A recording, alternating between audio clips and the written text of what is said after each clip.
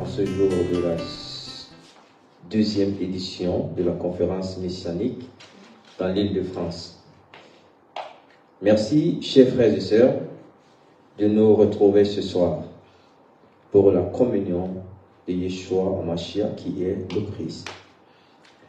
Donc, pour ouvrir ce moment, vous tous qui nous suivez, de partout dans le monde entier, nous vous disons un shalom. Et un shalom aussi à Israël, la terre de nos ancêtres. En cela, nous vous invitons à vous rejoindre à nous, vous qui êtes en ligne et en présentiel. Nous allons remettre ce moment à Adonai, qui est le Dieu d'Israël, afin de se manifester au travers de sa parole qui sera dite en ce jour. Bien-aimés dans le Seigneur, et tous les serviteurs et toutes les servantes, levons-nous pour prier. Adonai, Elohim, le Dieu de Moïse, le Dieu d'Aaron, le Dieu de Joseph et le Dieu de Yeshua HaMashiach. Nous sommes rassemblés ce soir autour de ta parole. Tes servantes et tes serviteurs sont venus parler de toi. Et tous ceux qui nous suivent, qui sont de partout dans le monde entier, qui ont abandonné leurs travaux pour suivre la parole qui sera dite au travers de ta servante, celle dont tu as choisie pour conduire la mission messianique sur la terre. Père, permets que ce soir et que la terre puisse retentir de ta parole. Et que là où les portes sont fermées, et que cette parole puisse pénétrer en esprit et en vérité. Et que les portes s'ouvrent pour que ta gloire se manifeste dans les vies de tout un chacun. Nous savons que tu étais au commencement, et tu es à présent, et tu seras toujours éternellement parmi nous. C'est dans le nom d'Élohim et notre Seigneur Yeshua HaMashiach que nous avons prié. Amen. Nous pouvons nous asseoir. Bien-aimés dans le Seigneur, ici nous allons vous présenter, c'est la seconde édition messianique. Si nous parlons du messianique, nous parlons de nos racines hébraïques. Parce que tout un chacun de nous a des racines hébraïques. Parce que l'évangile a commencé en Israël. L'évangile est parti en Haïti, au Cap-Nord, à Los Angeles et partout dans le monde entier. Donc aujourd'hui, nous sommes des chrétiens. Même ceux qui vont dire Jésus-Christ, mais nous l'appelons Yeshua HaMashiach en hébreu. Amen. La parole de Dieu ici voudrait que le corps de Christ puisse se réunir. Et que le corps de Christ ait un même esprit. Que nous soyons comme des apôtres tout à l'heure. Vous allez voir une servante de Dieu qui est porteuse de cette bonne nouvelle et qui va nous entretenir. Désolé pour le temps que nous avons empiété parce que nous avons eu quelques petits problèmes. Mais déjà, nous allons toujours décliner la description du messianique. Nous allons aller dans le livre de Jean, chapitre 4, le verset 22. Jean, chapitre 4, le verset 22. En hébreu, c'est Yohanan 4, verset 22. Je vais le lire. Au nom de Yeshua HaMashiach. Vous ne savez pas qui vous adorez. Mais nous adorons ce que nous connaissons, car le salut vient des Juifs. Amen. Ce soir, bien-aimés dans le Seigneur, si nous sommes messianiques aujourd'hui, nous sommes rentrés dans les racines. Nous faisons le retour de la foi hébraïque. Le retour de la foi hébraïque ne voudrait pas dire que si tu pries en Jésus et que tu ne puisses pas croire à tes racines hébraïques, mais que tu puisses aussi venir approfondir la connaissance spirituelle pour que tu puisses être à la source de la parole. Parce que la parole nous a été écrite en hébreu. en araméen. Et après, donc maintenant, il y a eu plusieurs diversités de traduction de la parole de Dieu en grec. Donc aujourd'hui, nous avons ce problème. Mais le corps de Christ doit revenir à la source des apôtres, à l'époque des apôtres. Donc c'est pour cela que l'apôtre ici, ce soir, elle va continuer pour la seconde édition messianique à conscientiser les cœurs et à ramener les cœurs de tout un chacun vers le chemin des racines hébraïques. Amen. Nous savons tous que le Christ est le premier-né juif. Et nous, comme le dit dans sa parole dans le livre d'Éphésiens 11, Éphésiens 6, le verset 11 à 17, nous devons être les imitateurs de Christ. Nous devons être les imitateurs de Christ. Dans le livre de Jean 4, le verset 23-24, il dit, ceux qui m'adorent en esprit et en vérité. C'est pour cela que nous devons nous attirer pour chercher le Christ en esprit et en vérité et à l'adorer en esprit et en vérité. Tous ceux qui sont conduits par l'Esprit de Dieu sont enfants de Dieu. Jean 8, le verset 14. Tous ceux qui sont conduits par l'Esprit de Dieu sont appelés enfants de Dieu. Donc, vous tous qui êtes ici présents, nous tous qui sommes ici présents, nous sommes des enfants de Dieu. Il n'y a personne qui est un enfant de l'ennemi, de l'adversaire, ici, dans cette salle. Il y a des serviteurs de Dieu, il y a des servantes de Dieu. Donc, nous sommes ici tous pour honorer la parole qui sera enseignée cet après-midi.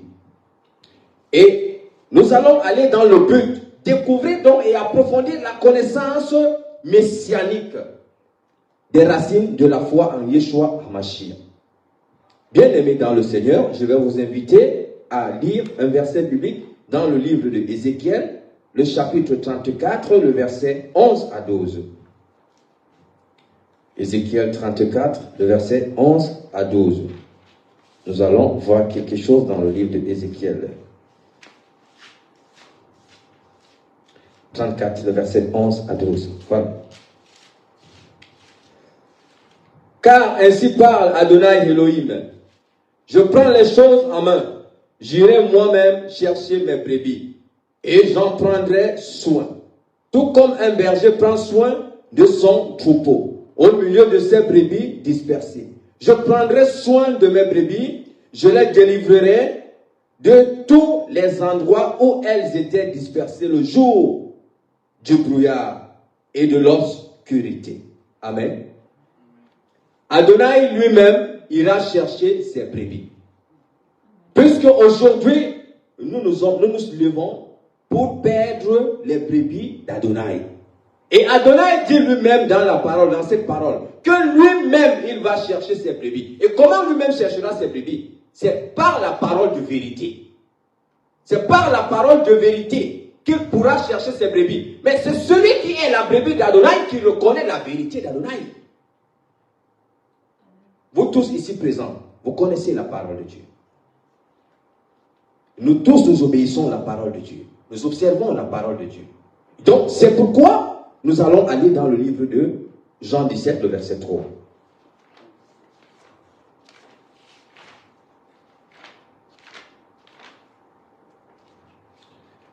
Jean 17, le verset 3.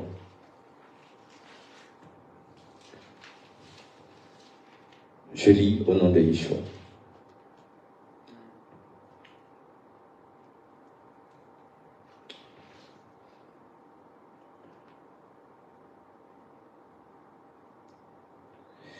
Et voici ce qu'est la vie éternelle, qu'ils te connaissent toi seul, toi, le seul vrai Dieu, et celui que tu as envoyé, Yeshua le Messie.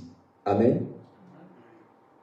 Il faut que nous connaissions le vrai Dieu, le Dieu de Moïse, le Dieu d'Aaron, le Dieu d'Abraham. Lui seul, il n'y a pas d'autre Dieu. Il n'y a pas un autre Dieu en dehors de lui qui est le Messie. Il n'y a point un autre Dieu.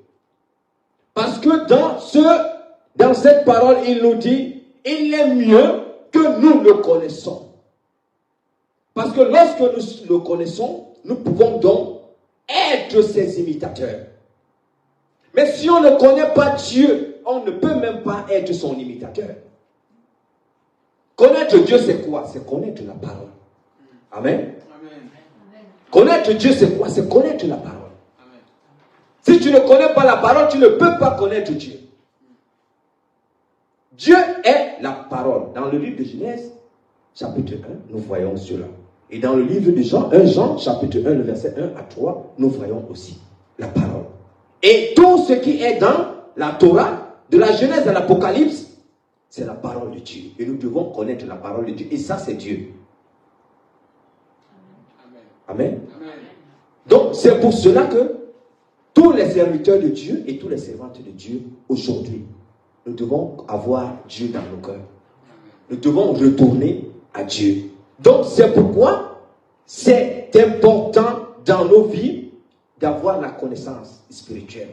Amen. De découvrir, d'approfondir. Nous connaissons Dieu en partie. On ne peut pas connaître Dieu dans sa totalité, dans sa grandeur gloire. Nous le connaissons en partie. Donc c'est pourquoi nous devons nous atteler à le connaître encore plus au travers de sa parole. Parce que lorsque tu continues à la parole de Dieu en toi, c'est la semence, elle ne partira nulle part. Et nous devons faire attention avec la parole. Parce que nous serons jugés au travers de cette parole. Il y a une condition dans la parole. Nous serons jugés au travers de la parole, au travers de nos œuvres, au travers de ce que nous faisons avec la parole. Nous pouvons être là aujourd'hui et en faisant d'autres choses. Mais Dieu ne connaît pas. Dieu connaît l'être humain plus que l'être humain ne puisse se connaître lui-même. Parce qu'avant que nous avons pensé, Dieu a connu notre pensée. Parce que c'est lui le Créateur. Amen. Il détient nos vies entre ses mains, mais nous ne sommes rien que des jouets, des souffles de vie pour Dieu. Donc c'est pourquoi nous devons tout donner à Dieu en ce moment. Bien-aimés dans le Seigneur, je vais encore partir pour terminer dans le livre de 1 Jean 5, le verset 10. 1 Jean 5, le verset 10. Je lis au nom puissant de Yeshua. Il est écrit, celui qui continue à mettre sa foi dans le Fils de Dieu possède en lui-même ce témoignage. Mais celui qui ne met pas sa foi en Dieu fait de lui un menteur, car il n'a pas fait confiance au témoignage que Dieu a rendu au sujet de son Fils. Amen. Notre foi doit être basée au Fils de Dieu. Amen. En Jésus-Christ, en Yeshua Mashiach. C'est là où notre foi doit être basée. Si nous ne mettons pas notre foi en lui, c'est que nous nous faisons des menteurs. Dieu, lui, il a mis sa foi, sa confiance au Fils. Il a rendu même témoignage. En allant même plus loin, il a rendu témoignage.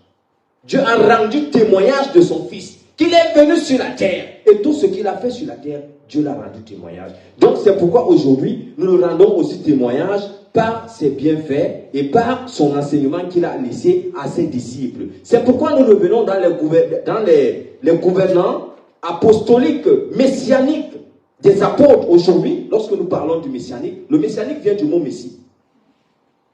Donc c'est pourquoi nous sommes là pour approfondir, pour apprendre et pour partager cette bonne nouvelle. Bien-aimés dans le Seigneur, que Dieu bénisse tout le monde, tous ceux qui sont en présentiel et tous ceux qui sont aussi en ligne. Nous allons vous la présenter. Dans l'île de France, ici à la Courneuve, c'est elle qui est l'apôtre. Elle s'appelle Brigitte Marchand. C'est elle l'apôtre de la Courneuve, ici dans le lion de la tribu de Juda. Peut-être qu'il y en aura des apôtres, des prophètes, des pasteurs et tout, mais premièrement, c'est elle la visionnaire messianique du lion de la tribu de Juda, ici à la Courneuve, au Bervilliers. Il peut y avoir des Kyrillotes ou églises messianiques. Mais ici à la Courneuve, c'est elle qui est la visionnaire messianique.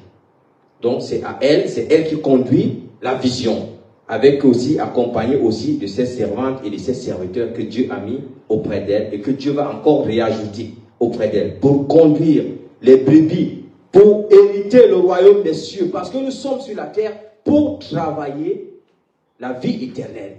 Amen. Notre vie, nous la travaillons lorsque nous sommes vivants. À la venue du Mashiach, nous devons être ensemble avec lui pour juger le monde. Et pour évangéliser aussi ceux qui n'ont pas cru en Yeshua. C'est pourquoi Dieu avait prévu un plan. Lorsque il y a eu désobéissance, Dieu a prévu un plan dans Jean 16, le verset 3. Et le plan de Dieu était quoi? Quiconque croit au Fils a la vie éternelle. Et donc tous ceux qui n'ont pas cru, ils viendront croire. Et en ce moment, c'est nous. Le millénium, nous allons le passer avec Yeshua. Et c'est nous qui allons aller annoncer la bonne nouvelle aux âmes dispersées. Pour qu'ils croient à la parole de la vie. Parce que c'est cette parole qui est la vie. Lorsque nous sommes sur cette vie aujourd'hui, Dieu, lui, il a fermé d'autres issues pour que nous puissions avoir la vie. Donc nous devons nous en réjouir de cette vie qu'on a aujourd'hui, qui est la parole de Dieu. Donc, bien aimés dans le Seigneur, nous allons sans toutefois tarder, parce que le temps il est aussi imparti, nous allons vous présenter l'apôtre Brigitte Marchand, qui viendra sur le déroulé de cet après-midi, vous parler du messianique. Parce qu'elle en a déjà commencé à dérouler du messianique et à parler qu'est-ce que le messianique. Donc, ce soir, nous allons encore approfondir la connaissance. Nous allons encore nous abreuver de cet enseignement qu'elle va nous enseigner cet après-midi. Donc, bien aimés, nous recevons ici, cet après-midi, la servante de Dieu, l'apôtre Brigitte Marchand, qui est au milieu de nous, qui va nous parler de la vision messianique de la seconde édition. Amen. Amen. Nous la recevons sur le banc.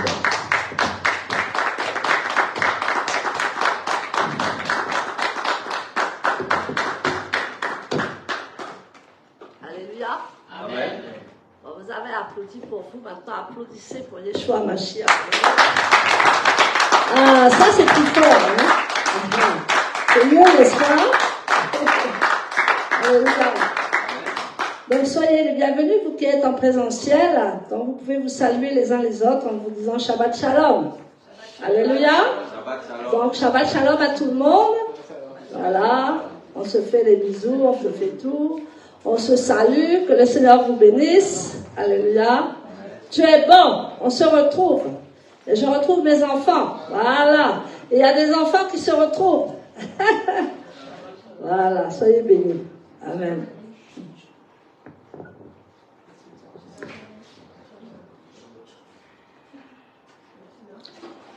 Alléluia.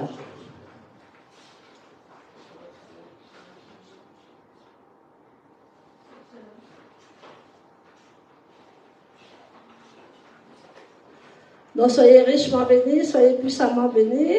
Amen. Maintenant on fait un coucou à tous ceux qui sont en ligne, parce qu'il y a beaucoup de personnes en ligne, tous ceux que j'ai invités, donc je ne vais pas citer les noms parce qu'après ça va faire des jaloux. Alléluia. Mais il y a beaucoup de monde en ligne de tous les pays qui sont là. Shabbat Shalom à tous, soyez bénis.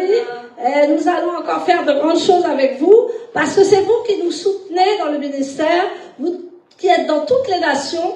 J'ai beaucoup de personnes qui m'appellent en me disant, moi je me connecte tous les samedis, je regarde, et sans vous nous ne pouvons rien faire. Et sans Yeshua non plus on ne peut rien faire, n'est-ce pas? Amen. Mais nous avons des communautés un peu partout, et nous vous disons merci de nous suivre et surtout d'être fidèles avec nous.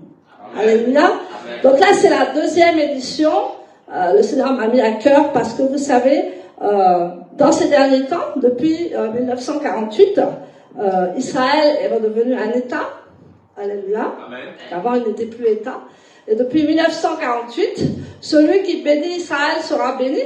Ils sont revenus dans leur territoire et Dieu les a ramenés. Il les avait dispersés, mais il les a ramenés puissamment dans leur patrie, dans leur pays, dans leur nation. Et depuis 1948, il y a de grandes choses qui se passent. Amen. Amen. Et nous disons que tous ceux qui bénissent Israël seront bénis. Mais tous ceux qui maudissent Israël seront maudits. Il faut le dire. La parole, elle est forte. La parole, on se dit non, mais il faut, voilà. Non, la parole, elle est la parole. Et souvent, il faut être un peu direct avec la parole. Il faut aimer toutes les nations, mais nous devons vraiment prêcher la vérité. Alléluia. Amen. Donc nous sommes appelés à le servir et à le glorifier. Nous sommes appelés à glorifier et à servir Yeshua. Et nous sommes appelés à revenir aux anciennes sources, aux anciens sentiers, n'est-ce pas? Amen. Parce que le Seigneur va nous ramener à la source. Le Seigneur va nous parler. Vous savez, quand on dit toujours que, quand on dit une parole, et après, on répète la parole à une autre personne, on répète encore la parole à une autre personne, et ainsi de suite, ainsi de suite. Mais si nous ne gardons pas les textes sacrés, la parole va être diluée, n'est-ce pas? Arrivé à la fin, là-bas, ce ne sera plus du tout la même chose. Amen. Moi, je vous dis une parole, on répète à chaque fois la parole, mais la parole change. Parce que l'homme change, mais la parole de Dieu ne change jamais. Amen. Et nous devons garder la source, nous devons garder les écrits sacrés, parce que sinon, nous ne sommes plus dans les sources hébraïques.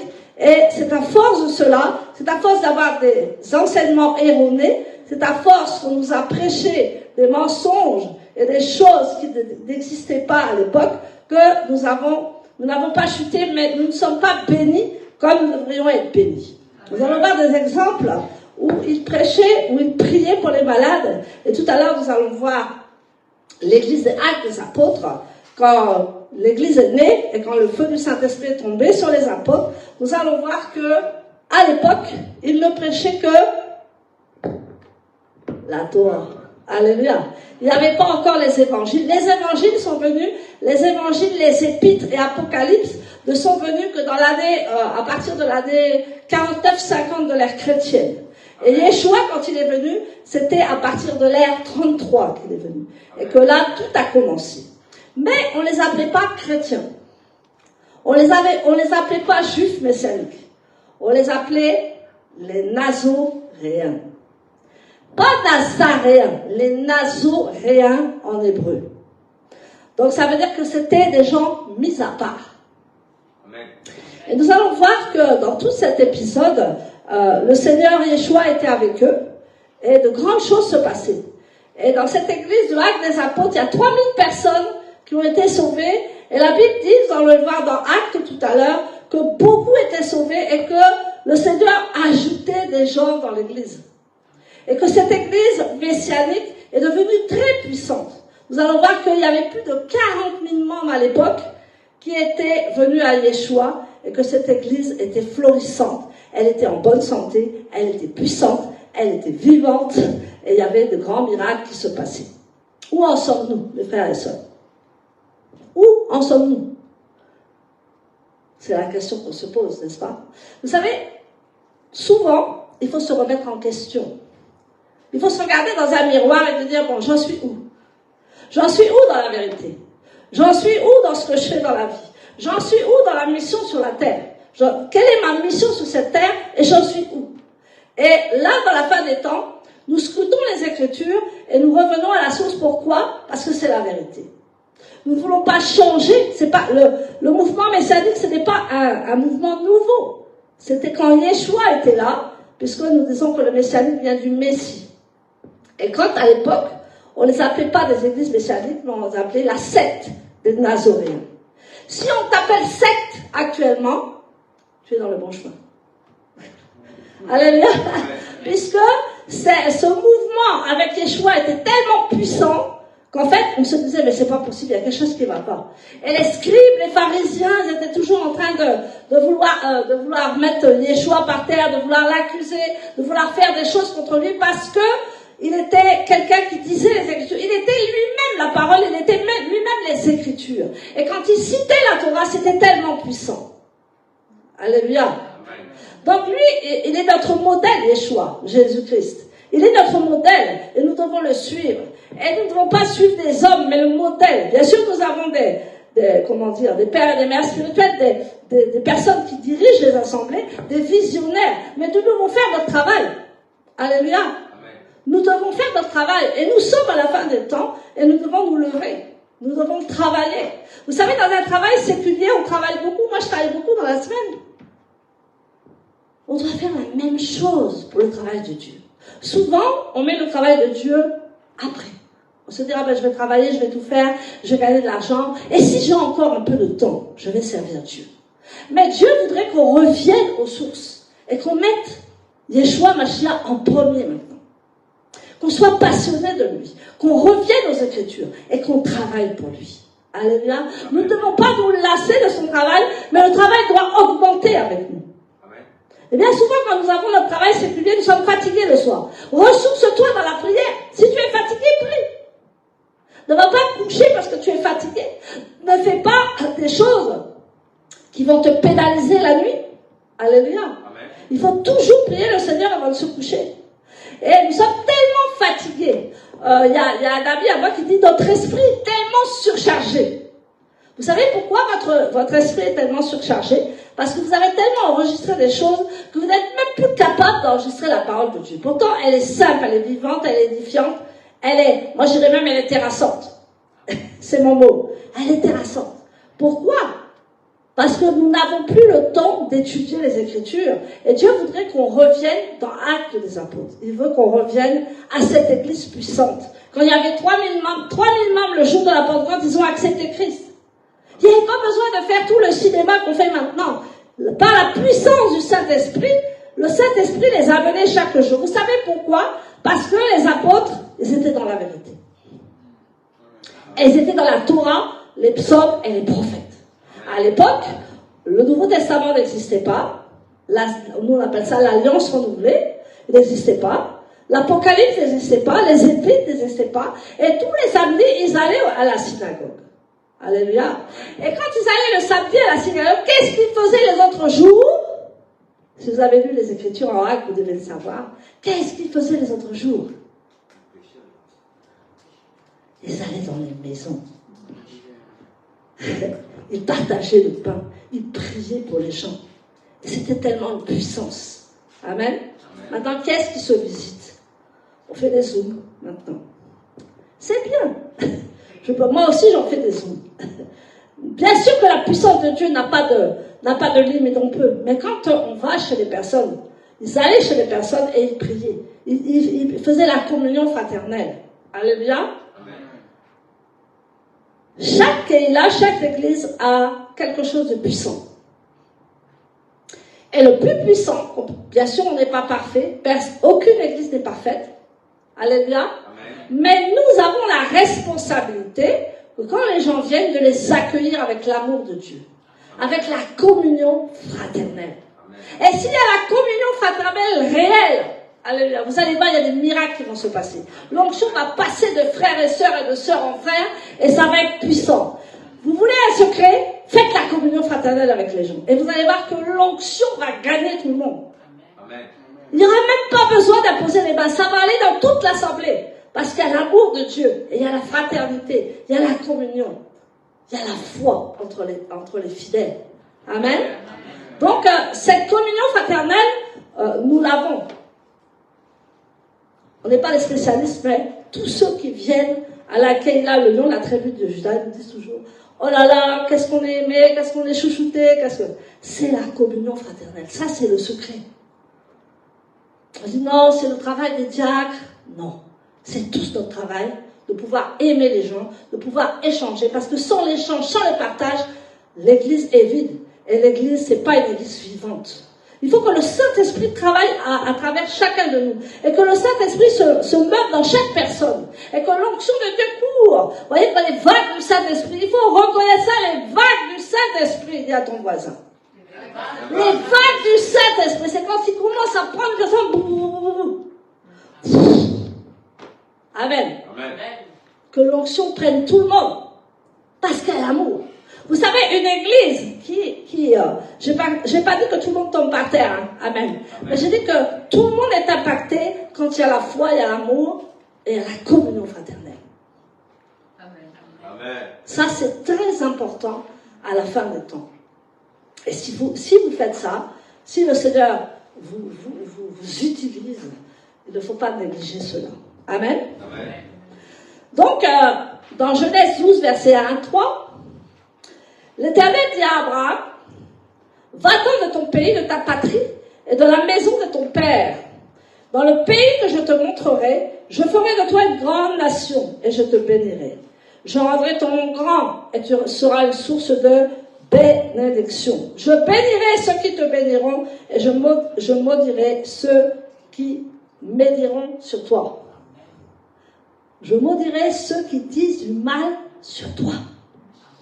Voilà la vraie traduction en hébreu. Pas il les maudira, mais il dit que en fait, tous ceux qui médiront sur toi seront méprisés et seront abaissés. Parce qu'un enfant de Dieu, on ne médit pas d'un enfant de Dieu. Amen. Tu ne peux pas médire de ton frère ou de ta sœur. Tu n'as pas le droit, parce que c'est un enfant de Dieu. Et c'est pour ça qu'il dit que je rendrai ton nom grand, je bénirai ceux qui te béniront, et je maudirai ceux qui médiront sur toi. Est-ce que tu acceptes? Amen. C'est important, hein? Amen. C'est important. Tous ceux qui disent du mal sur toi ne peuvent pas être bénis. Tous les commérages d'être à l'air là, amen, toutes les choses qui ne viennent pas de Dieu, ça affaiblit l'Église. Et ça ne donne pas la puissance à l'Église. C'est pour ça que, bien sûr, on peut avoir des hommes de Dieu, des femmes de Dieu qui sont très, très, très consacrés, mais si le peuple ne suit pas, nous n'avons pas à faire grand-chose. Parce que la vision ne passera pas. Et c'est ce qu'Abraham a fait passer, sa vision. La vision du Seigneur pour toutes les nations. La vision du Seigneur que toutes les familles seront bénies en Abraham. Alléluia. C'était la mission d'Abraham. Et c'est notre mission maintenant. Alléluia. Amen. Donc le Seigneur nous dit, maintenant, il y a deux camps. On va dire la vérité. Actuellement, il y a deux camps. Ceux qui sont pour Israël et ceux qui sont contre Israël. Amen. Et quand vous lisez le verset, on se pose la question. Donc le Seigneur va nous montrer que soit on a la vie éternelle, soit on a la mort éternelle. Parce qu'on ne peut pas se détacher d'Israël. C'est le fondement, c'est la source. Et ceux qui sont contre Israël sont contre Dieu. Ceux qui sont pour Israël sont avec Dieu. Amen. On ne se moque pas de Dieu, dit le Seigneur. Amen. Alléluia. Amen. On ne peut pas laisser Israël de côté. Amen. C'est nos racines, c'est notre source. Amen. Donc le verset est clair dans Genèse. Il dit, ceux qui te béniront seront bénis, mais ceux qui te maudiront seront maudits. Alléluia. Amen. Donc c'est très important. Notre choix est capital maintenant. Amen. Amen. Il va venir rechercher une épouse qui est greffée à l'olivier franc. Et malheureusement, ceux qui sont contre Israël, ils vont avoir des problèmes. Amen. Amen. Il y a beaucoup de chrétiens qui aiment Israël. Même s'ils ne sont pas encore dans le messianique, mais ils se cherchent. Beaucoup de chrétiens maintenant restent à la maison parce qu'ils ne trouvent pas ce qu'il faut. C'est léger. Tout à l'heure, j'étais à un Zoom et en fait, j'ai dit aux gens après, vous êtes légers. Je ne suis plus dans la légèreté. Que ce soit le travail, que ce soit la parole de Dieu.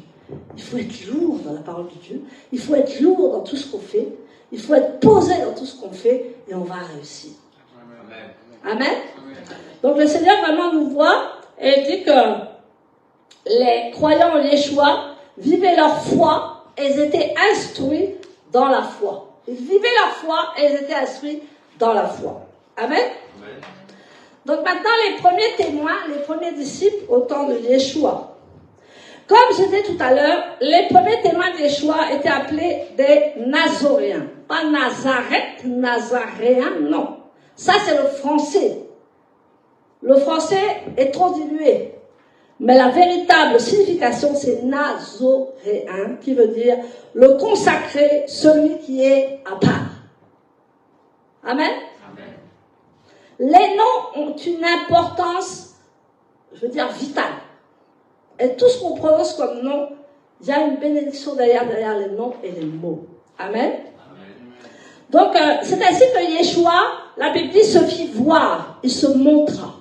Quand il est arrivé, et quand il était avec ses disciples, il s'est montré. Il ne s'est pas caché. Quand il était petit, bien sûr, il a été élevé par ses parents. Il allait à la synagogue, il faisait tout ce que les Juifs faisaient. Mais il y a un moment où il se fit voir. Dis à ton voisin, il se fit voir. Waouh! Yeshua se fit voir. Alléluia. On l'a regardé, on le voyait. Et quelqu'un qui est loin, on le regarde et on le voit. Et il se fait voir. Pas dans l'orgueil, pas dans les choses futiles, mais il se fait voir dans la parole de Dieu. Il se fait voir dans la puissance de l'Éternel. Il se fait voir comme un apôtre, comme un pasteur. Il se fait voir dans son appel. Il se fait voir dans ce qu'il est appelé. Il se fait voir dans sa mission. Ce n'est pas de se faire voir dans l'orgueil. C'est la présence de Dieu qui est en lui. Il se fait voir. Amen. Alléluia. Et Yeshua accomplissait tellement bien les Écritures avec grâce et vérité que tout le monde le suivait. Tout le monde le suivait. Vous êtes déjà posé la question, pourquoi tout le monde le suivait? On va dire, oui, mais c'est le Fils de Dieu. Non, c'est pas ça. Il est venu en homme, il a appris tout comme nous. Il a dû refaire le chemin jusqu'à ce que le Seigneur l'a oint, jusqu'à ce qu'il a été baptisé. Amen. Il a été baptisé dans l'eau, elle a été baptisée du feu, de l'esprit dans le désert. Mais avant, il a appris comme un homme. Il a fait tout le parcours. Donc, il accomplissait les Écritures avec grâce et vérité et tout le monde le remarquait. Est-ce qu'on te remarque, toi? Est-ce qu'on te remarque avec ton beau costume? Amen. Est-ce qu'on te remarque avec ta belle robe? Ou est-ce qu'on te remarque avec la puissance de Dieu? Amen. Bien sûr, je n'ai pas dit qu'il fallait être mal habillé. Mais comment on te regarde? Comment on te voit? Est-ce que tu es fade? Est-ce que tu es dans ton petit coin? Ou est-ce que tu te montres et tu fais voir comme un enfant de Dieu?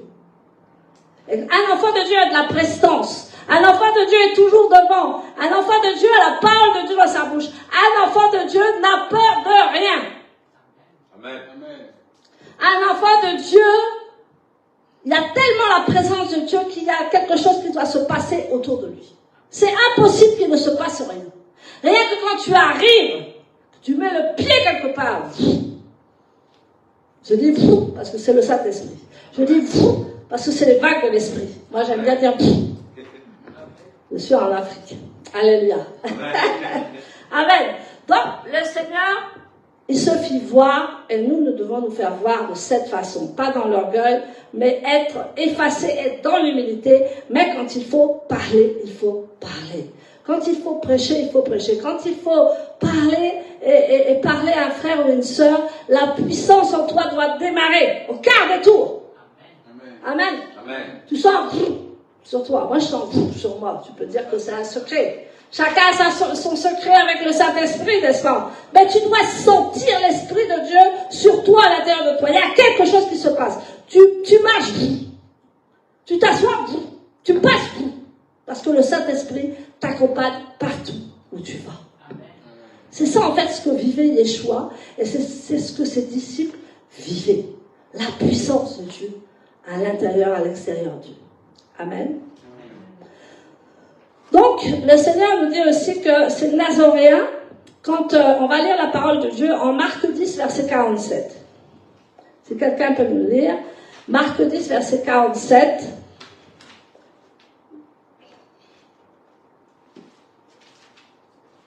Vous savez, on a des Bibles, je regardais même la Bible juive messianique, il y a des Bibles qui ne sont pas encore tout 100% tirées de l'hébreu. Parce que bien sûr, il y a eu l'hébreu, il y a eu l'amaréen, il y a eu le grec. Et tout ça, ça a été mélangé, n'est-ce pas?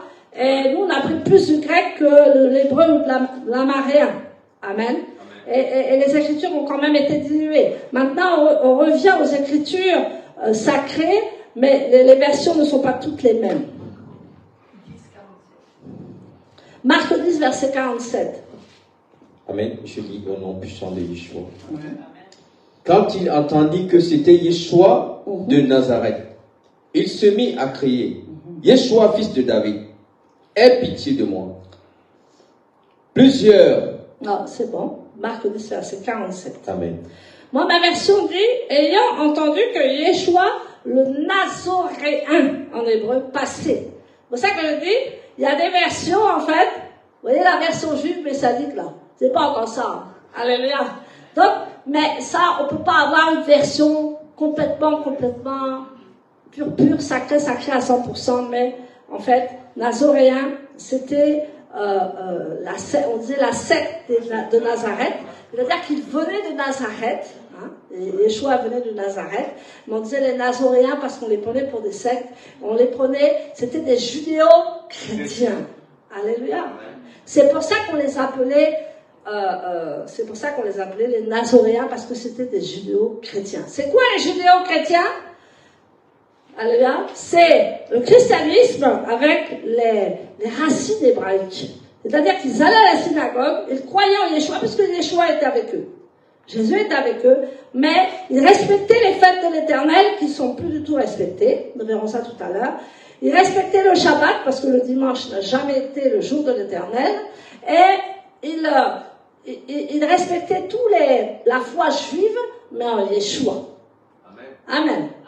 Et c'était ça au départ. C'est pour ça qu'on les appelait les nazoréens. Parce que Yeshua venait de Nazareth. Mais le vrai nom, c'est nazoréen. Alléluia. Amen. Donc la veuve Bartimée, il savait que Yeshua avait quelque chose. Il savait que Yeshua était dans la Torah. Il savait que Yeshua avait la puissance. Il savait que Yeshua, à travers les Écritures, quand il allait lire la Torah, il y a quelque chose qui allait se passer. Mais le problème n'est pas le problème. La puissance de Dieu, la Torah était en Yeshua. Amen. Alléluia. Et quand il parlait, la chose s'accomplissait. Et quand il parlait, les miracles, parce qu'il avait la Torah à l'intérieur de lui.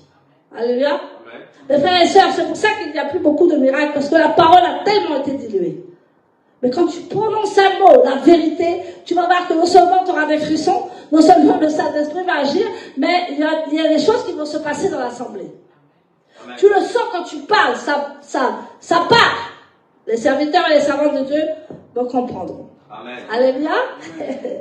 Donc, le Seigneur veut nous rappeler qu'à cette époque, il n'y avait pas le Nouveau Testament, et qu'ils allaient à la synagogue, ils étaient tous ensemble, ils étaient un. Les juifs et les non-juifs étaient un.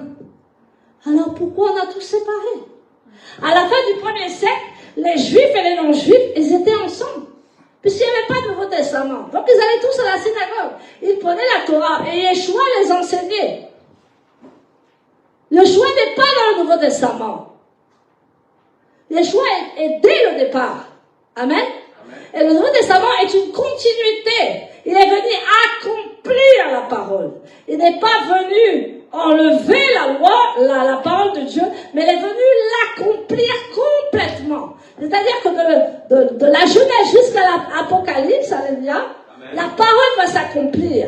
Et quand il est venu, il n'est pas venu éradiquer l'Ancien Testament, il est venu accomplir l'Ancien Testament dans la Nouvelle Alliance.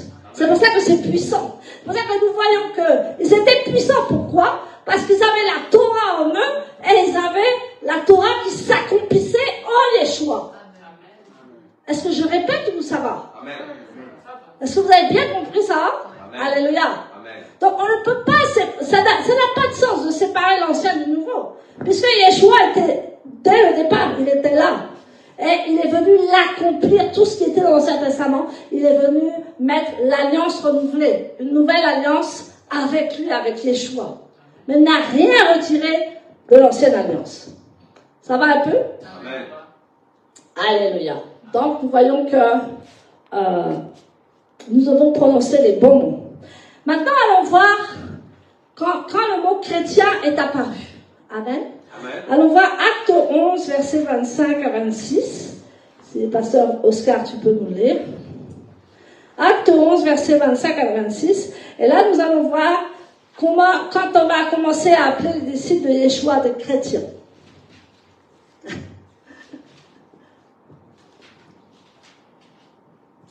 C'est là. Amen. Je lis la parole. Nous allons voir que c'est où? C'est à Antioche. Amen. Amen. Acte 11, versets 25 à 26. Je lis la parole de Dieu dans les choses. Alléluia. Puis Barnabas partit pour Tars pour y chercher Shaoul. Et quand il le trouva, il l'amena avec lui à Antioche. Antioche. Amen. Toute une année durant. Ils se réunirent avec l'assemblée et enseignèrent une foule importante. C'est aussi à Antioche que pour la première fois, les Talmudim furent appelés messianiques. Donc il y a des versions qui disent messianiques et il y a des versions qui disent chrétiens. Hein? Les messianiques, c'est des chrétiens. Voyez, selon les versions, comment on peut interpréter. Mais c'est bon d'avoir plusieurs versions. Moi, j'en ai beaucoup de versions à la maison. Hein? Des fois, je prends une version, après je vais prendre une autre version, après je prends une autre version, puis après, boum, je fais un mélange et boum. Alléluia. Parce qu'on doit prendre de tout dans la parole de Dieu. Donc, ils disent, donc le Seigneur dit que ça apparaît, que le mot christianos, qui vient du grec, apparaît pour la première fois. Et ce mot grec veut bien dire alors la même chose que le mot nazoréen. Alléluia. Amen. Chrétien et nazoréen, il n'y avait pas de différence au départ.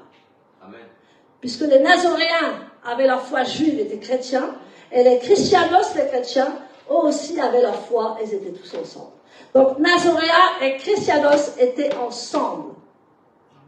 Je vais à la base des Écritures, n'est-ce pas? Amen. Donc, la plupart étaient des juifs messianiques, mais il y aussi avait des croyants des nations. Alléluia. Amen. Donc, on les appelait tous des nazoréens. Waouh. Amen. Donc, il n'y avait pas d'autre appellation à l'époque. L'appellation de chrétien va commencer à la fin du 1er siècle.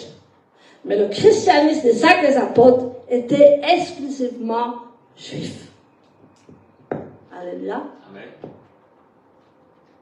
Donc nous voyons que nous allons revenir maintenant à Acte 2, verset 41. Si je peux nous lire. Acte 2, verset 41, j'en ai parlé tout à l'heure. Acte 2, verset 41. Ceux qui acceptèrent ces paroles furent immergés. Et ce jour-là, environ 3000 personnes furent ajoutées au groupe. Furent baptisées. Amen. Amen. Furent baptisés. Donc, sur quelle base ils étaient fondés? Sur la base de la Torah. Sur la base de la Torah, pleine de grâce et de vérité. Et Yeshua, Hamashiach, qui était appelé le Christ. Amen. Donc, l'Éternel accompagnait alors les disciples, puisqu'ils étaient dans la vérité, et confirmait l'action de Yeshua. C'est-à-dire qu'il était vraiment avec Yeshua et avec les disciples, parce qu'ils étaient dans la vérité.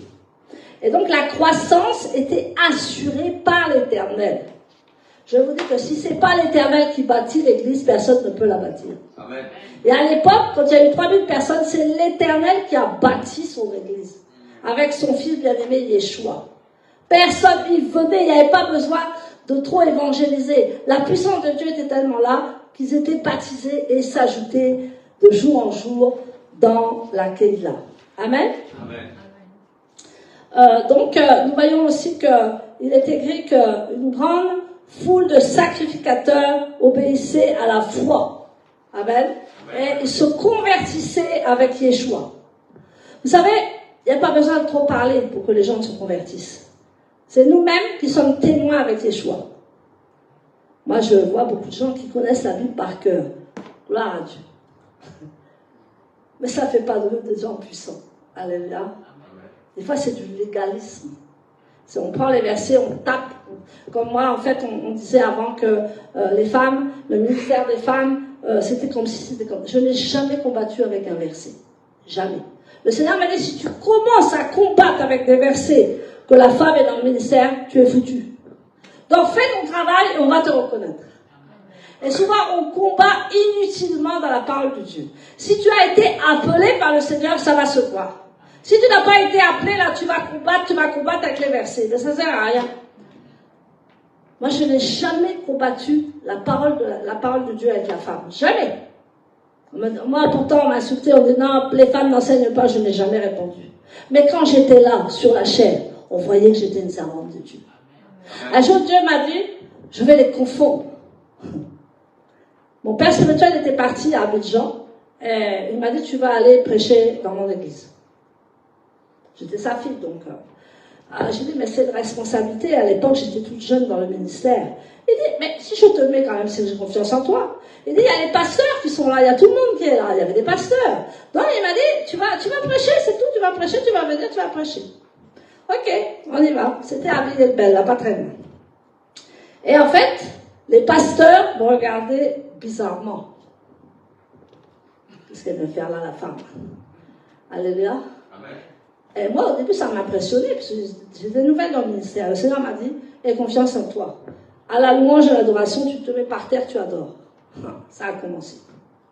Quand je me suis mis à par terre et j'ai adoré, la puissance de Dieu est tombée dans l'église. Il y avait même des gens, ils avaient des choses sur la tête, tellement il y avait la puissance de Dieu.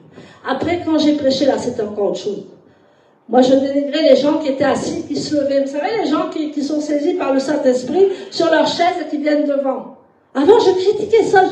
Ça vient pas de Dieu. Hein. Mais Dieu m'a montré que ça venait de lui, parce que ça s'est passé avec moi. Amen. Et je n'ai jamais... Il faut combattre le bon combat de la foi. Amen. Amen. Il faut éviter, et disait, l'apôtre Paul disait à Timothée, arrête de discuter des choses futiles. Fais ton travail. Alléluia. Amen. Et quand on est appelé à faire quelque chose, on fait son travail, point à la ligne. Si on te combat, c'est pas toi qui vas combattre, c'est l'Éternel qui va combattre pour toi. Amen. Et ce jour-là, je me rappellerai toujours, ça a commencé. Ce jour-là, tous les pasteurs, là, ils sont venus me voir, oh, servante de Dieu, servante de Dieu. Pareil, au Congo, ça a été la même chose. Une fois, je suis allée au Congo, là, c'était renversant. Tout le monde m'a invité dans... C'est là que mes missions ont commencé. Je suis allée au Gabon, je suis allée partout, parce qu'on avait un séminaire au Gabon, au Congo, et tous les serviteurs de Dieu qui étaient là m'ont invité. Pourtant, j'étais une toute petite femme, alléluia, qui commençait, qui avait peur même, mais quand la puissance de Dieu est en toi. Et c'est ça, en fait, il faut être naturel. On combat souvent pour des choses inutiles. On combat l'homme, et pourtant, on n'a pas besoin de combattre l'homme. On doit combattre l'ennemi. L'ennemi de ton âme, il faut combattre. Alléluia. Et c'est ce qui s'est passé avec le Seigneur, avec ses disciples. Amen. Donc, l'église est devenue la première assemblée messianique comptant près de 40 000 membres à l'époque. Quand Yeshua était là. Quand la Torah était là.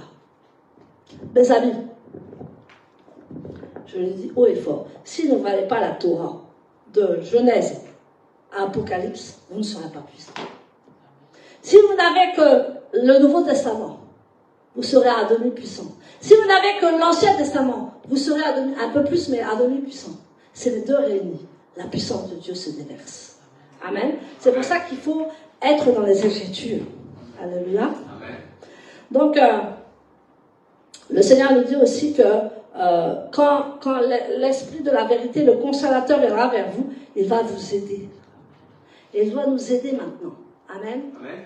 Et c'est pas parce qu'on est dans une église messianique que on doit s'inférioriser. Non. On doit être fort. Amen. Yeshua, il avait combien de disciples? Yeshua, il avait combien de disciples? Au départ, ils étaient 4. Comment? Au départ, ils étaient 4. Après, ils sont partis. Au départ, ils étaient combien? Au départ de son ministère, ils étaient 4. Ah bon? Jamais vu ça dans la Bible. Dans Matthieu. Ah bon? Dis-moi où ils étaient 4. J'ai lu ça quelque part dans Matthieu. Là. C'est Yeshua qui a pris 4 de ses disciples, parce qu'en fait, Yeshua, quand il allait faire des guérisons, il fallait que les disciples aient la foi. Et il prenait ceux qui avaient plus la foi dans la guérison. Mais il n'a jamais eu 4 disciples. Au début, il avait 120 disciples, après il avait 70 disciples, et après il a eu 12 disciples. Parce que quand il prêchait aux 70, la Bible dit qu'il prêchait, les disciples ont dit, mais il prêche des choses dures. Il dit, il faut que vous mangiez mon corps et que vous buviez mon sang. Tout le monde est parti. Yeshua avait 12 disciples. Amen. Alléluia. Amen. Il y en a un qui l'a trahi, Judas. Amen. Mais il a été remplacé. Amen. Il avait 12 disciples qui ont bouleversé le monde. Donc, il faut être armé dans la parole de Dieu. Alléluia. Amen. Il faut être des imitateurs de Yeshua et de Paul. On prêche souvent Paul dans le Nouveau Testament, n'est-ce pas? Amen. Il faut être des imitateurs de Yeshua et de Paul. Puisque Paul était 100% juif, mais il est allé prêcher l'évangile dans les nations. Mais ça ne l'empêchait pas d'être juif. Et quand il était juif, il avait la puissance, non? Amen. Amen. Pourquoi il avait la puissance? Il avait la Torah. Et il avait Yeshua. Amen. Donc retiens bien ça. Si tu veux faire beaucoup de choses avec le Seigneur, il faut vraiment que tu aies l'Ancien Testament et le Nouveau Testament avec toi. Donc les Thessaloniciens, on va les voir dans Thessaloniciens. Alors on va dans 1 Thessaloniciens 1, versets 6 à 10.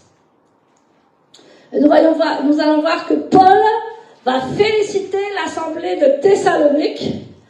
Et en fait, il a évangélisé. La Bible dit que Paul avait évangélisé et formé les croyants dans la ville de Thessalonique. Une seule personne a évangélisé toute une ville. L'apôtre Paul, il allait dans des endroits où il n'y avait personne. Et même il est allé dans un endroit où il y avait des dieux inconnus. Il était seul. Et il a évangélisé des villes entières. Nous, qu'est-ce qu'on fait? Mais quand on évangélise une personne, déjà, c'est fabuleux. Allez. Mais lui, il faut dire ce qu'il est. Hein, mes amis, mais il faut être terre à terre. Hein?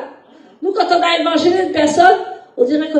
Et puis on la chouchoute hein, quand elle arrive. Hein. C'est-à-dire qu'on la chouchoute tellement, on l'étouffe. Et puis la brebis finit par partir. Alléluia. Mais c'est vrai en plus. C'est vrai ce que je vous dis. Donc, l'apôtre Paul, il a évangélisé des villes entières. Et la ville de Thessalonique, il a évangélisé la ville de Thessalonique et il a formé. C'est notre travail, les apôtres. Former. Et lâcher. Alléluia. Et Thessalonique, ils étaient vraiment remplis d'amour, remplis de foi. Allons dans 1 Thessaloniciens, verset 1, 6 à 10.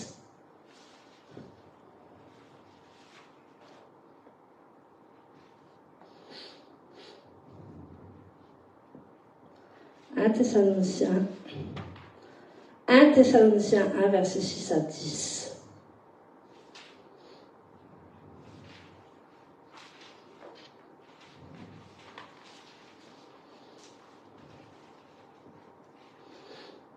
Je vois les zélés de Thessalonique. Amen. Amen. Bon, tu veux y aller? Ah, celui-là, tu as la parole? Oui. Sinon, j'allais y aller. Amen. Amen. Vous êtes en effet devenus nos imitateurs. Ah, mes imitateurs et ceux du Seigneur. Et ceux du Seigneur. Et vous avez reçu la parole avec joie qui vient du roi HaKodesh, du Saint-Esprit. Malgré les grandes épreuves que vous avez endurées. Ainsi, vous êtes devenus un modèle pour tous les croyants. Arrêtez-vous là. Vous êtes devenu un modèle pour qui? Pour tous les croyants. Si tu es le modèle pour une personne, tu n'as pas encore travaillé. Il dit que tu dois être un modèle pour tous les croyants. Ce n'est pas une personne. Ah, tu peux continuer. Jusqu'à 10. Ainsi, vous êtes devenus un modèle pour tous les croyants de la Macédoine et de la Chaïe. Car de chez vous, le message du Seigneur a retenti non seulement en Macédoine et en Chaïe, mais aussi en tout lieu où votre foi a été connue, de sorte que nous n'avons pas besoin d'en parler. Wow. En effet, il ne cesse de raconter comment vous nous avez accueillis et comment vous avez rejeté les idoles en vous tournant vers Dieu pour servir le seul vrai Dieu, celui qui est vivant. Et pour entendre son fils Yeshua, qu'il a ressuscité d'entre les morts et qui apparaîtra des cieux, nous délivrant de l'imminente fureur de Dieu. Alléluia. Donc, toutes ces personnes de l'Achaïe et de la Macédoine, ils avaient entendu parler de Yeshua à travers l'apôtre Paul. Amen. Amen. Et il a évangélisé tous ces contrées. Et le Seigneur nous dit que ces Thessaloniciens étaient des modèles. Ils vivaient par la foi et dans l'attente de la venue du Messie. Amen. Amen. Si tu ne vis pas dans l'attente du Messie, tu as un problème. Tu n'es pas visionnaire. Alléluia. Amen. Parce que le Messie est proche. Amen. Yeshua est proche. Et si tu ne vis pas dans l'attente de la venue du Messie, tu vois là jusqu'au bout de ton nez, mais tu ne vois pas le Seigneur, le Messie qui arrive. Il faut être visionnaire, il faut avoir une vision. Il faut te propulser en disant, Yeshua revient bientôt et je veux gouverner avec lui. Tous les jours, moi je dis ça, parce que moi je suis une battante. Hein. Je veux être à ses pieds, mais je vais être à côté de lui. Amen. Je vais être à ses pieds, mais je vais être à côté de lui. Et il y a des places qui seront réservées à ceux qui auront combattu le bon combat de la foi. Ils seront avec lui. Tout le monde sera avec lui. Mais il y aura un staff. Ça n'a pas changé, hein, parce que sur le ciel, ça va sur la terre, hein, n'est-ce pas? Et au ciel, il y a des staffs. Au ciel, il y a des groupes puissants.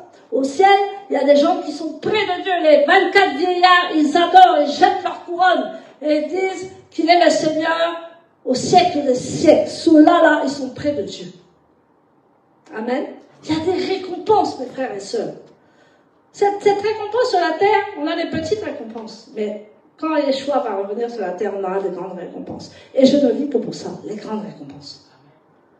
Je suis une visionnaire, je suis une battante, je ne veux pas des petites choses, je veux des grandes choses. Alléluia. Et je pense que vous aussi. Amen. Ce n'est pas de l'orgueil, c'est complètement évangéliser des villes entières. Amen. On n'en est pas là, le boulot. Alléluia. Amen. Il va falloir qu'on se mette en jeûne pendant 50 jours. Non, je rigole. Alléluia. Amen. C'est pour rire, hein? Alléluia. Donc, le Seigneur va nous parler cet après-midi que nous ne sommes pas destinés à la colère à venir, nous sommes destinés à lui appartenir. Amen. Amen. Et Yeshua va revenir dans la sainteté, et les chrétiens ont été greffés sur la racine d'Israël. On va terminer par là, et on va lire Romains 11, versets 17 à 18.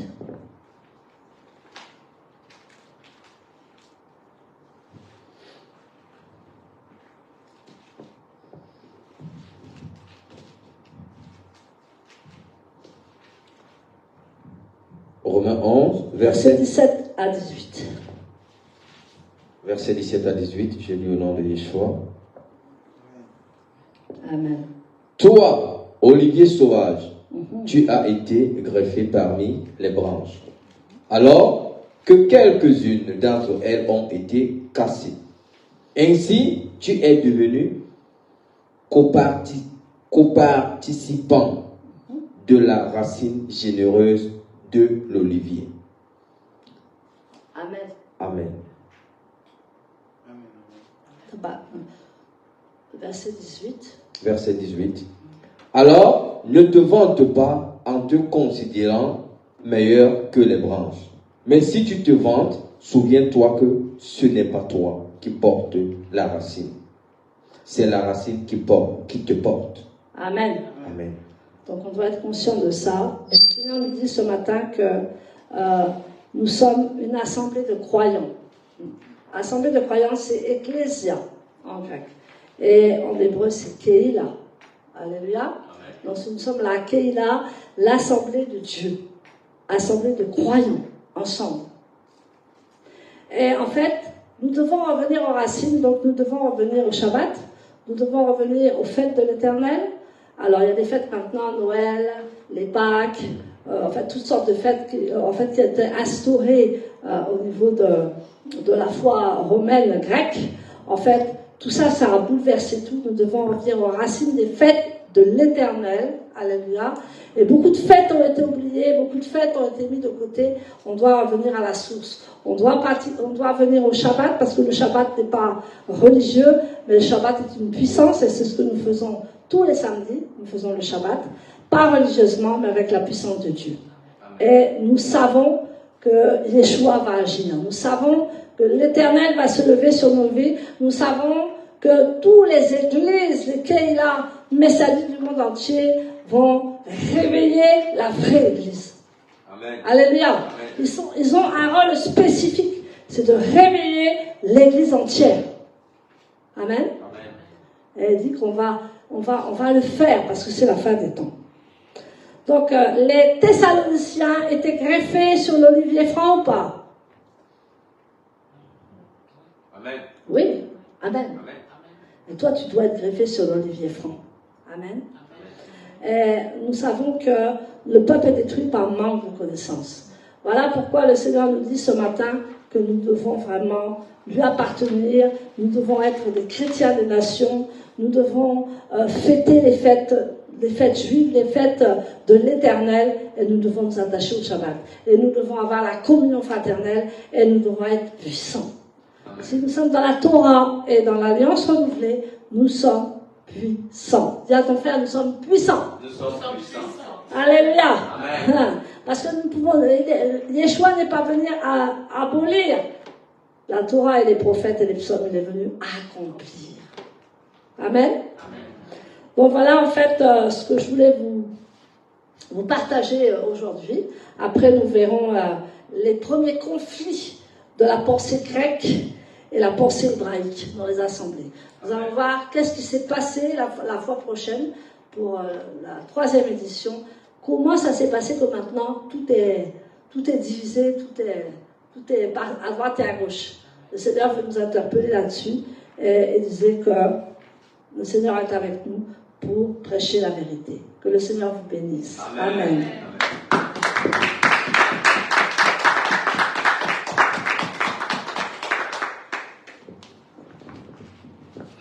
Merci encore une fois de plus. Dieu est merveilleux. Encore pour cette 2e édition messianique, l'apôtre vient de nous partager en quelque sorte la parole de Dieu et les enseignements. Parce que l'homme, comme je disais tantôt, comme nous disons tantôt, l'homme a un côté qui est imparfait devant Dieu. Et l'homme a aussi un autre côté qui est parfait devant Dieu. Mais ce côté qui est parfait devant Dieu, c'est quand tu as le Fils en toi. Et c'est là où ce côté-là commence à être parfait. Amen.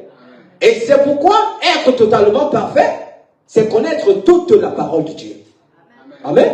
Si nous allons voir dans Luc, dans le chapitre de Luc, le chapitre 4, le verset 24.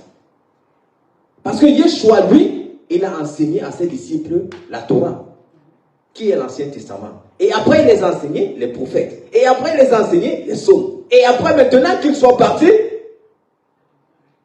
maintenant, les disciples ont commencé à enseigner eux-mêmes de Yeshua. Parce que Yeshua étant sur la terre, il ne pouvait pas s'enseigner lui-même. Parce qu'il a trouvé quoi? La Torah de Moïse. Il dit à ses disciples que c'est dans la Torah parlait de moi. C'est de moi qu'on parlait. Donc les gens qui ne connaissent pas que la Genèse, c'est de Jésus qu'on parle dans la Genèse. C'est de Yeshua qu'on parle dans la Genèse. Mais tout ça, c'est en parabole. Amen. C'est pourquoi le code n'est que pour ceux qui ont le Fils en eux.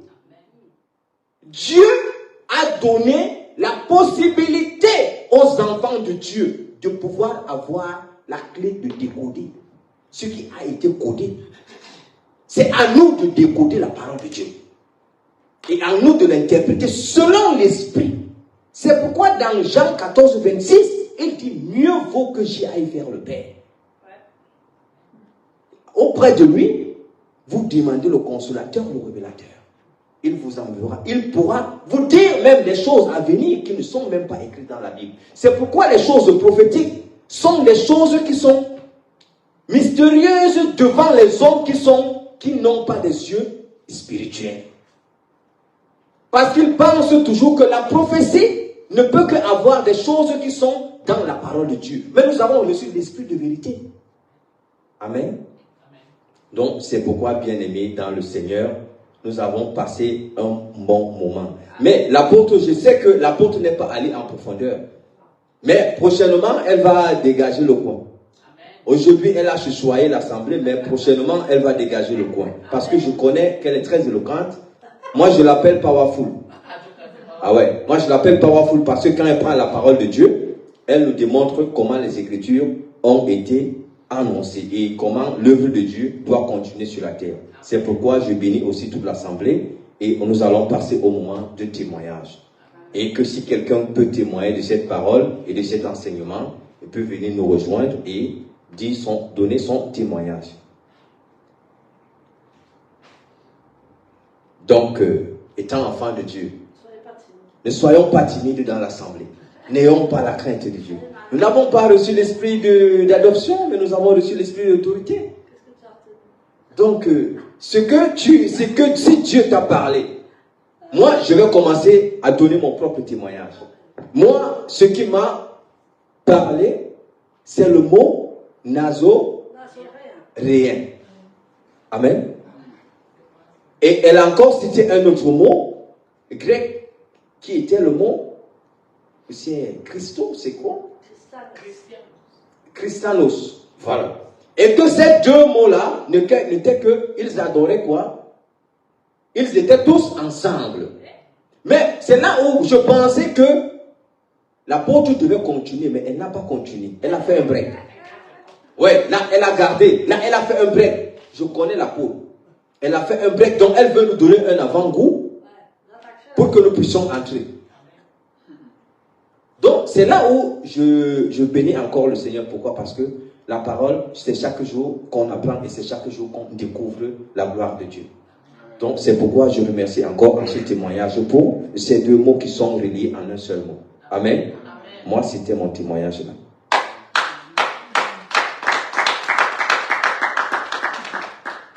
Il y a pasteur aussi. Pasteur, je vous le présente, je vais vous le présenter maintenant. C'est le pasteur Yako. Il est de l'église Ciel Nouvelle Terre. Donc, il va se présenter au milieu de vous. C'est un confrère, c'est un ami. Je l'aime beaucoup, il m'aime aussi. Il m'invite souvent et on s'invite ensemble. Donc, c'est pourquoi, pour sa première fois, j'ai voulu aussi qu'il vienne voir où je suis et ce que nous disons aussi. Donc, je lui passe le micro. Alors, shalom à tous et soyez vraiment bénis. Donc vraiment, je remercie d'abord Dieu et aussi donc notre Seigneur Jésus-Christ, voilà, qui est mort sur la croix pour nous. Et aussi je remercie beaucoup l'intervention de l'apôtre cet après-midi qui nous a enseigné beaucoup de choses qui étaient très profondes, comprendre vraiment nos racines, vraiment en profondeur. Et donc ce qui m'a le plus marqué, c'est le fait qu'elle a dit que on doit en fait avoir donc la Torah, voilà, l'Ancien Testament, comme elle le dit, et le Nouveau Testament ensemble. On ne peut pas dissocier les deux, en fait. C'est vraiment important d'avoir les deux ensemble parce que, comme elle a si bien dit, Jésus est venu pas pour abolir la loi, mais pour l'accomplir, en fait. Et il a accompli chaque parole qu'écrit la Bible. Et lorsqu'on est dans Jean chapitre 19, verset 30, on dit Jésus a tout accompli. N'est-ce pas? Donc c'est vraiment important. Aussi, on doit comprendre toutes ces choses-là. En tout cas, extrêmement béni. Et je remercie le serviteur Oscar vraiment pour ce temps. Donc merci à vous et que Dieu vous bénisse davantage. Amen. Ça va. Amen. Merci beaucoup, cher pasteur. Merci. Nous allons prendre aussi la servante Marianne, elle aussi qui viendra donner son témoignage. Que Dieu bénisse aussi. Shalom, shalom encore.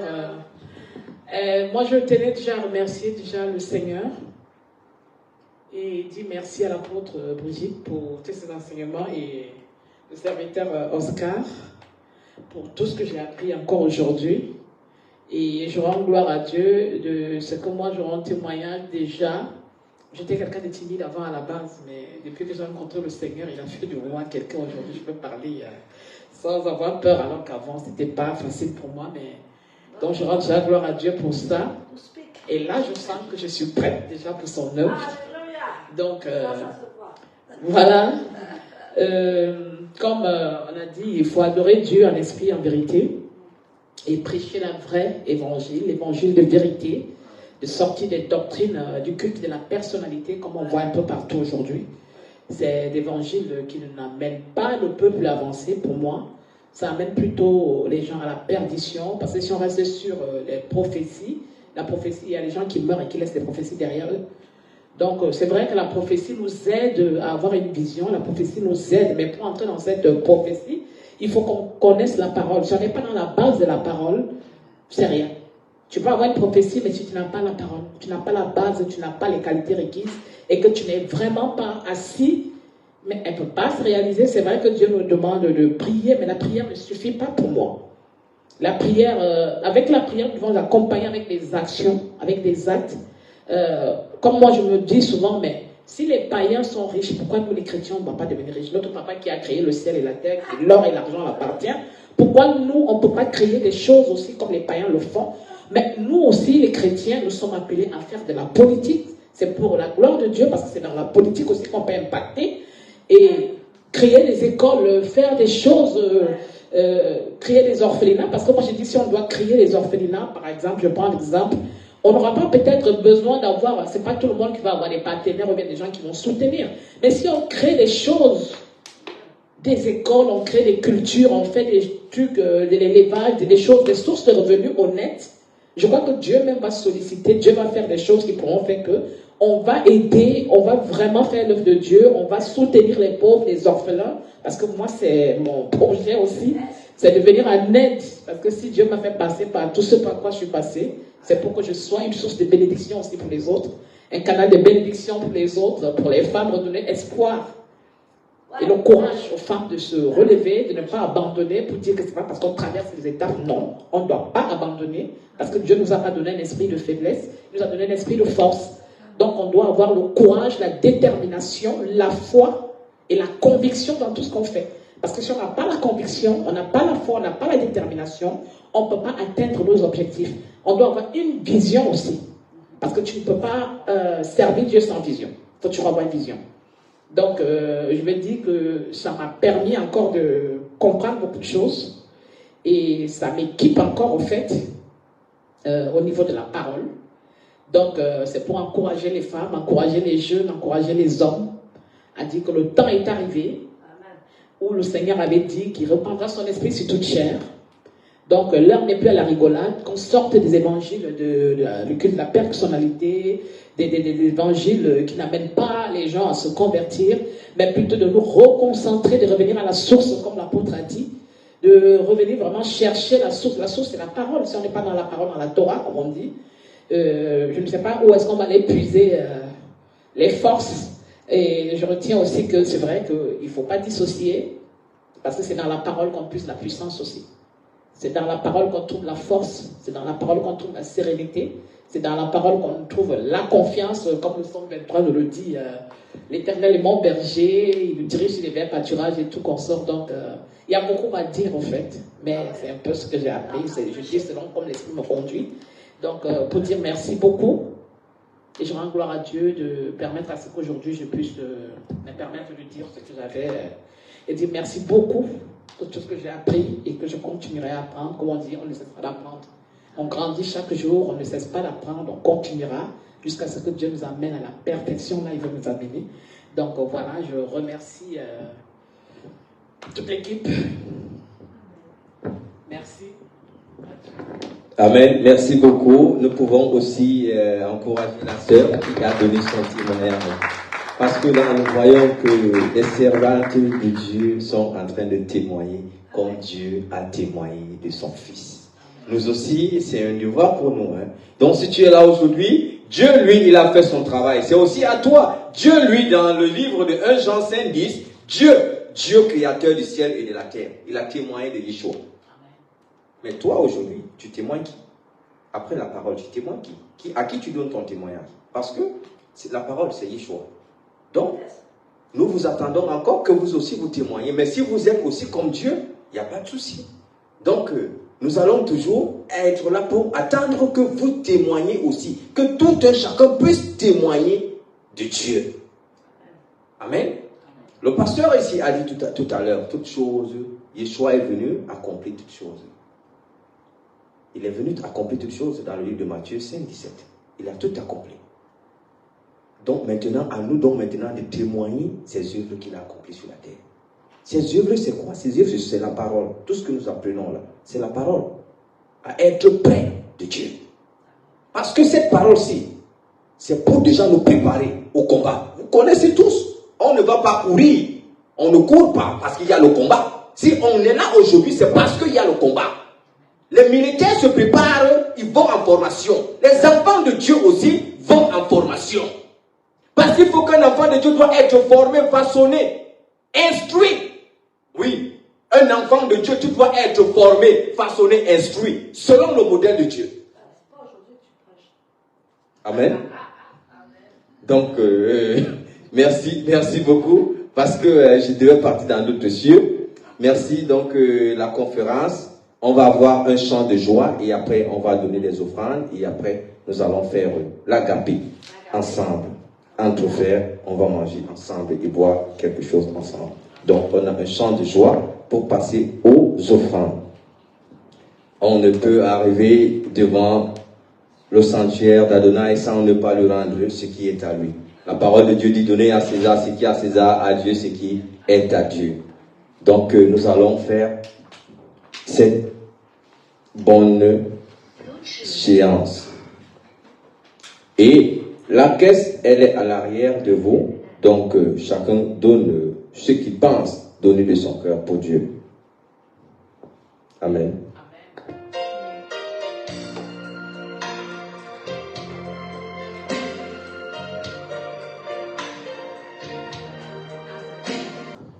Nous allons prier pour les dîmes et les offrandes. Père éternel, nous voulons te remercier pour ta grâce, pour ce moment extraordinaire que nous avons passé dans ta présence. Parce que quand nous sommes avec toi, nous sommes joyeux. Quand nous sommes avec toi, nous sommes remplis. Et je crois, Seigneur, que tu as rempli tes disciples, que tu as rempli de la puissance de Dieu tes disciples.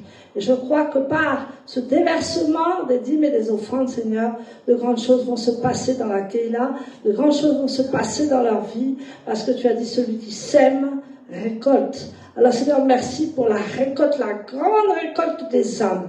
Seigneur, merci parce que nous avons semé aujourd'hui pour des motifs différents, mais Seigneur, nous semons pour les âmes. Nous semons les dîmes et les offrandes pour les âmes, Seigneur, au nom puissant de Yeshua Mashiach. Et que tous ceux qui ont prié pour leurs offrandes soient bénis au nom puissant de Yeshua. Amen. Amen. Alléluia. S'il te plaît, Savitan, tu peux venir parce qu'il y a quelque chose de puissant. Alléluia. Amen. Amen. Je ne sais pas de quelle nationalité tu es. D'origine Ivoirienne. Alléluia. Dieu me dit que tu vas aller au Togo. Tu vas aller au Togo et tu vas être... en fait, le Seigneur me dit que tu vas enseigner beaucoup de disciples. Parce qu'il y a un manque énorme de formation là-bas, de parole de Dieu.